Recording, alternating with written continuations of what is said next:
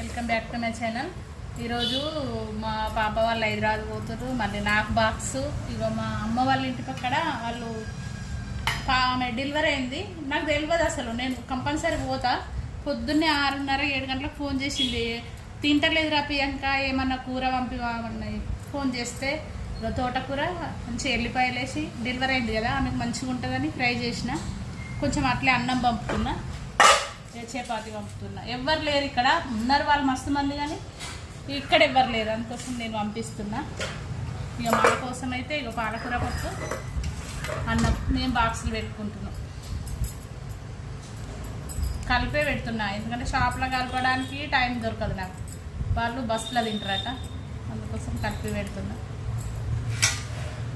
మా అమ్మమ్మ నిన్న మా పాప వచ్చిందని మామిడికాయ చట్నీ పెట్టింది, పంపింది. మొత్తం జాడీలో పంపాలి, వీళ్ళకి తీసుకురాలని పంపలేదు, కొంచెం పంపింది. ఇక నేను వేసుకున్నా, టేస్ట్ చేస్తున్నా.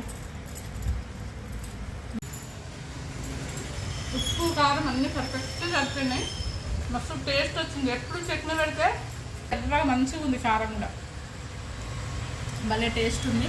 ఇక మా బాక్సులు ఇవన్నీ ఈరోజు నేను మామిడికాయ చట్నీ కలుపుకున్నా. ఇది మా పాపకు, ఇది నాకు, ఇది వాళ్ళకు పంపిస్తున్నా. పాపం నోరిడిచి అడగక ముందుకే తీసుకుపోతాను నేను, కానీ బాధ అనిపించింది అడిగేసరికి. అన్నం తింటలేదురా ఏమన్నా కర్రీ చేసి పంపనంగానే, కానీ మనం తెలిసిన వాళ్ళం మనం ఇంకా తొందరగా పంపిస్తాను. నేను ఎప్పుడు ఊకోను హాస్పిటల్ ఉన్న వాళ్ళకు. నాకు తెలియదు డెలివరీ అయిందని ప్రస్తుతానికి. మా పాప చెప్పే వరకు ఇవాళ పోయి చూసి వచ్చేదాన్ని వట్టిగానైనా, కానీ ఆమె ఫోన్ చేయగానే నేను ఒక కర్రీ ఏం పంపాలని చపాతి అన్నం ఇవన్నీ పంపిస్తున్నా.